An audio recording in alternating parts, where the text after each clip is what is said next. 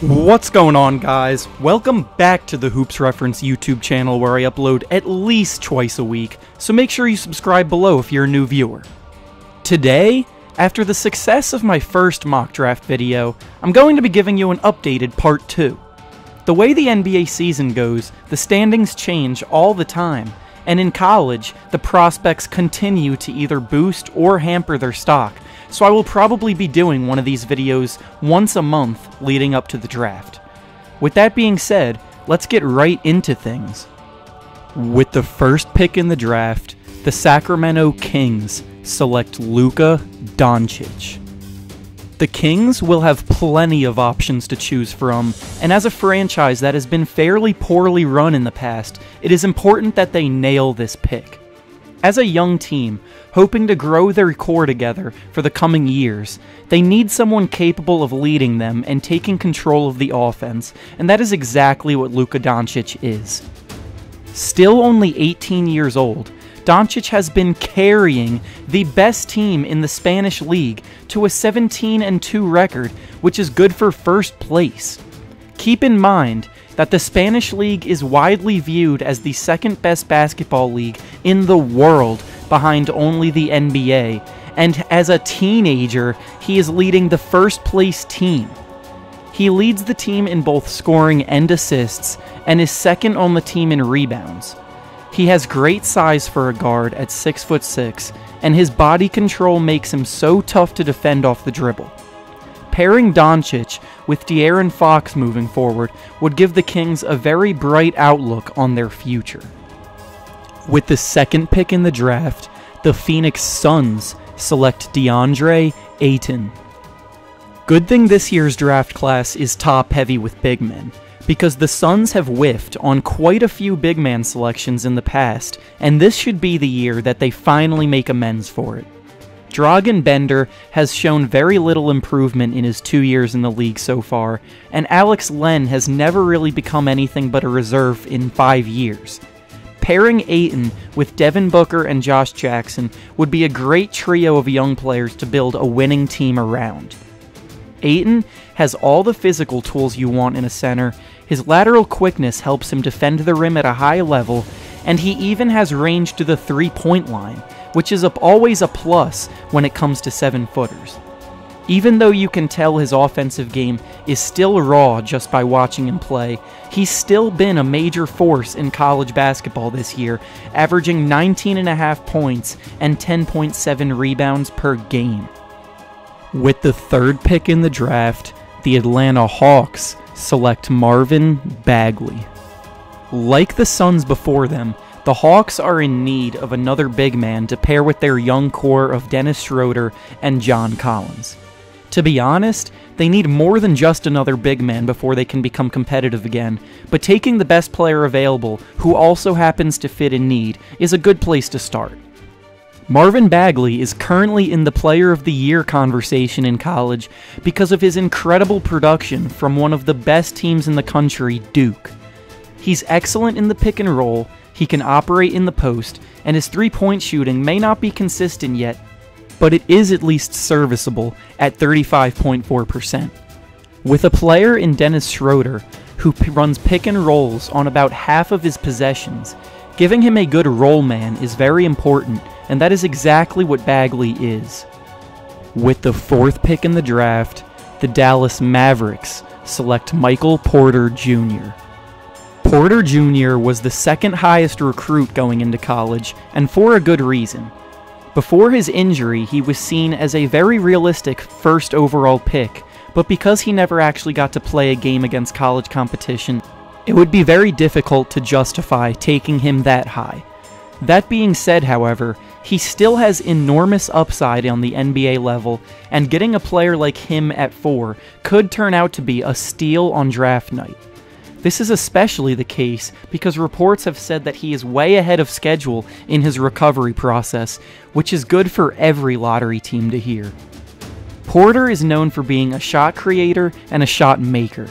At 6'10", Porter has a little bit of the same skill set Kevin Durant has, in that he plays off the dribble, makes jump shots from anywhere on the floor, and his height and athleticism create matchup nightmares for opposing defenses. With the 5th pick in the draft, the Orlando Magic select Trae Young. The Magic just traded away their starting point guard Elfrid Payton at the trade deadline for only a second-round pick, making it abundantly clear that they are engaging in a full-on tank, hoping to get their new point guard of the future. Trae Young is easily the best point guard prospect in this year's draft, if you count Luka Doncic as a shooting guard, and he has drawn comparisons to Steph Curry in the process. Young still leads the country in both points and assists per game, which is just unheard of. He has the ability to shoot the ball whenever and wherever he wants to, and there's a good chance that the shot will hit the bottom. The Magic don't currently have someone who can create a shot for themselves at a high level, so adding Young who can do that and run the offense creating for others would hopefully be what Orlando needs to turn things around. With the 6th pick in the draft, the Memphis Grizzlies select Mohamed Bamba. The Grizzlies are in a different spot than most of the other teams in the lottery in that they already have a roster ready to compete for a playoff spot. They've just been crushed by injuries. Mike Conley has basically missed the entire year and isn't returning until next season, and Chandler Parsons has not been at 100% strength at all this year. The team's focus should be on getting the best player available, and at this situation, it's Mohamed Bamba. Bamba is still a very raw prospect, but the potential is there for him to be great in a few years. He's already an elite shot blocker at the college level, and he has shown glimpses of what he can become on offense. Giving him a few years to back up veteran Marc Gasol would help him adjust to the league and give him a good mentor to learn from. With the 7th pick in the draft, the Cleveland Cavaliers select Jaren Jackson. The Cavaliers have been very active lately in regards to roster changes, and the one area that they are still thin in after it all is big men. Tristan Thompson and Kevin Love, along with Larry Nance, are really the only true big men left on the roster, so adding Jaren Jackson from Michigan State would give them some insurance there. Jackson is a 7-footer with good defensive instincts and a solid jump shot. Almost half of his shot attempts come from the three-point line, and he knocks down 42.3% of his threes, which is a very good sign regarding how he would translate to the NBA. Being a stretch big also fits alongside LeBron, who loves to play alongside shooters. With the 8th pick in the draft, the Chicago Bulls select Mikal Bridges. The Bulls are already working with a solid young foundation moving forward with Zach LaVine, Lauri Markkanen, and Chris Dunn, but Bridges could be the prospect that brings it all together as a 3-and-D wing player. He's improved in every aspect during his 3-year stint at Villanova so far, and has become one of the most versatile players in all of college basketball. He makes threes at a high rate, defends multiple positions with his very long wingspan, and gets out in transition with the best of them. He still needs to gain some weight for the next level, but his upside after a few seasons of professional conditioning is very high.